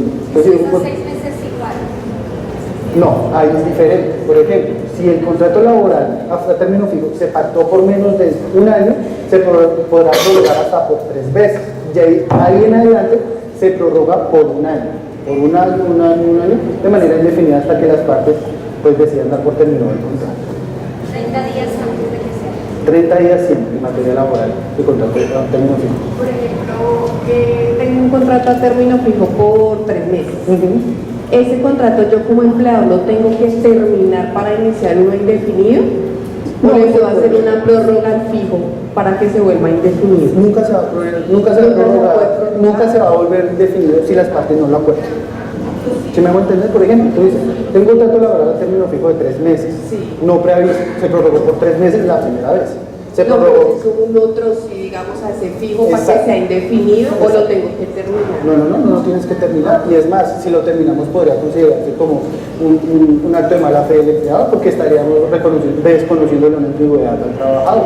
Por lo tanto, entonces, si queremos volver el contrato laboral a término fijo, a término indefinido, mediante el otro sí es totalmente válido. ¿Listo? Allá.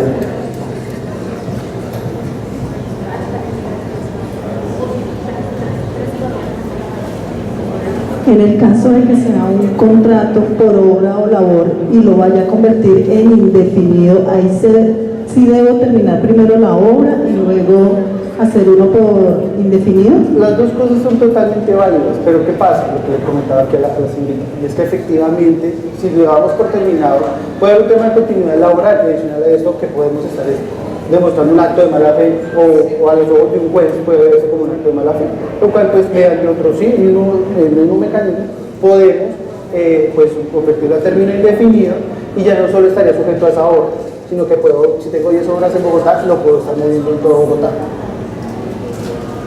¿Listo? Entonces continuamos. El contrato laboral, como ya lo hemos determinado, es por hora o labor. Tenemos que tener en cuenta esa condición específica. Es muy necesario que sea muy específica, porque de lo contrario no podríamos determinar cuándo se va a finalizar este contrato, y lo que sí estaríamos dando lugar a que sea otro tipo de contrato, pues que si no está reglamentado sería un contrato laboral a término indefinido para que no se vean desmejoradas las condiciones del trabajador. Si yo no tengo específico la hora o labor, ¿puedo hacer un contrato por prestación de servicio? No. ¿Qué pasa? Si tú no tienes específico la hora o labor, pues estamos hablando de un contrato laboral a término indefinido porque no tenemos esto reglamentado. No tenemos una fecha donde vamos a finalizar el contrato. Entonces, por lo tanto, entonces no sabemos cuándo se va a finalizar, entonces no hay como tal ni un plazo ni una condición. Es decir, yo tengo varios contratos por hora y labor, ¿sí? Pero entonces la hora no ha finalizado. Yo, para finalizar ese contrato, tengo que, o sea, ¿qué medio puedo establecer si la hora no ha finalizado?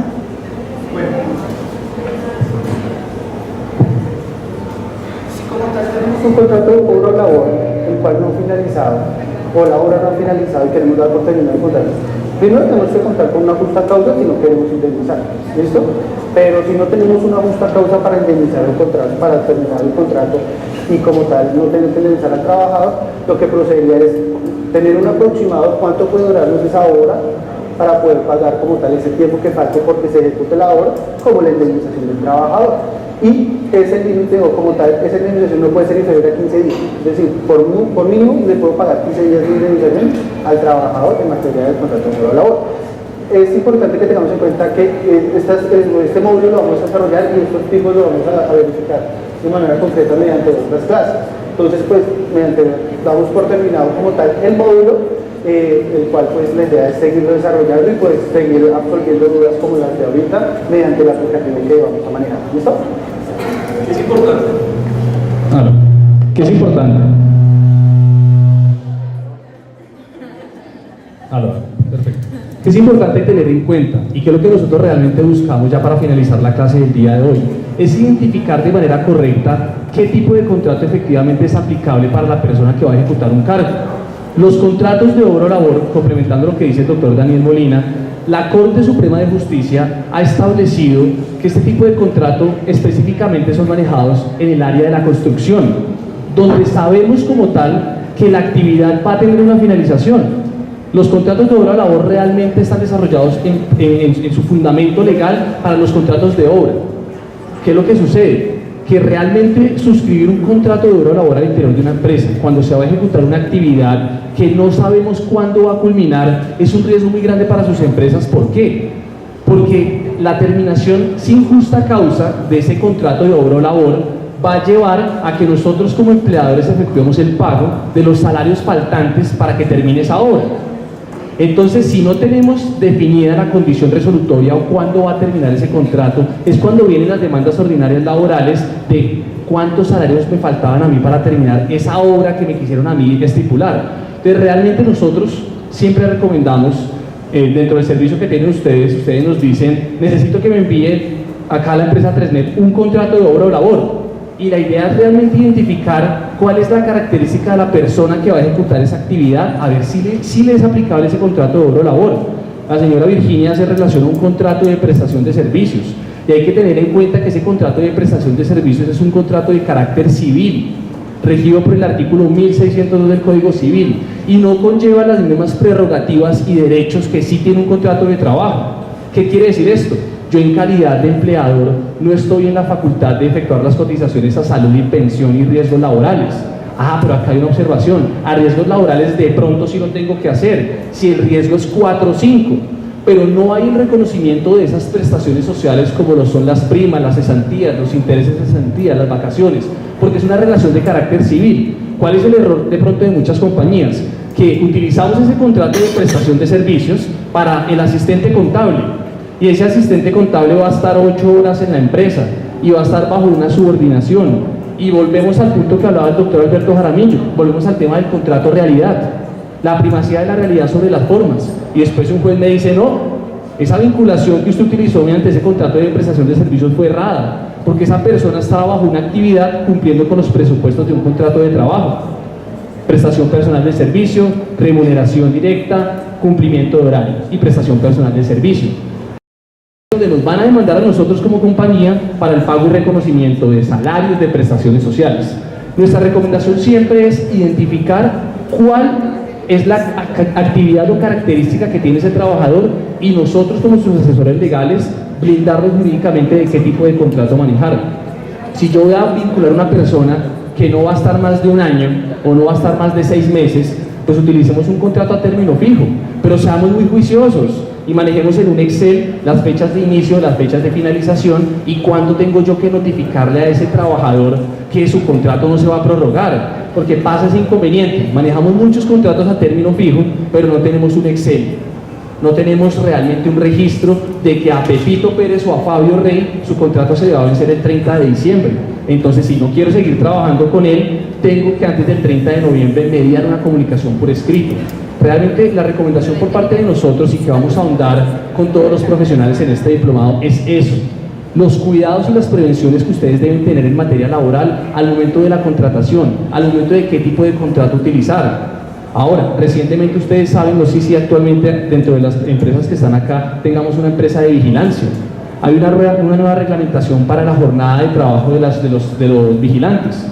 Muy comúnmente se comete el error de manejar un vigilante 12x12 o 24x24. Entonces trabajo 24 horas y descanso otras 24. O trabajo 12 y descanso otras 12 horas. Esto es una conducta completamente ilegal y contraria a derecho. Porque el que sea un vigilante no lo exime de que esté vinculado mediante un contrato de trabajo y goza de sus mismos derechos y obligaciones. Y nosotros podríamos decir a hoy que su jornada laboral podría ser de 8 horas, y no. Hay una reglamentación con el decreto, la ley 1290 del 2018, donde dice que la jornada de ellos puede ser de hasta 12 horas. Pero esto no exime del reconocimiento de horas extras, no exime de que yo no pueda accederme de la jornada extra, que son 60 horas, las 48 horas ordinarias y las 12 horas extras. Pero importante, no sé si ustedes al interior de sus compañías manejen el tema de horas extras. ¿Quiénes manejan horas extras en sus compañías? ¿Quiénes tienen la autorización, la resolución del Ministerio de Trabajo? Una persona. Y esto es un riesgo para sus compañías, porque el artículo 162 del Código Sustantivo de Trabajo establece que para yo pagar horas extras debo contar ¿con qué? Con la autorización del Ministerio de Trabajo. ¿Y por qué es importante contar con esa autorización? Porque si tengo a mi trabajador Pepito Pérez, que trabaja normalmente hasta las 6, pero hoy va a trabajar hasta las 8, y en el lapso de esas 2 horas se cae por las escaleras y presenta un accidente de trabajo, y llego yo a notificar a la ARL, ¿qué va a pasar con la ARL? ¿Qué me va a decir la ARL?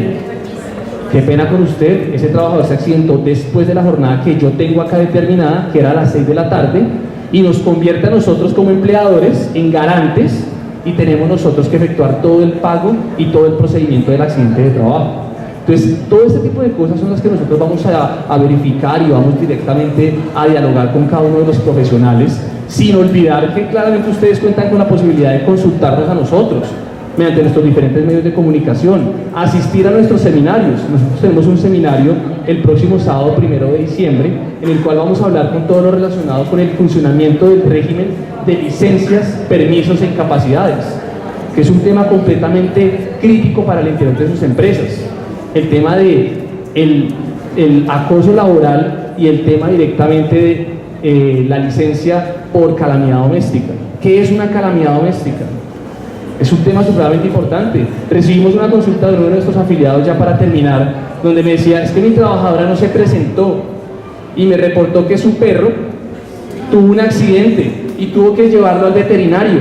¿Ustedes creen que esto es una calamidad doméstica? Sí, sí puede ser una calamidad doméstica.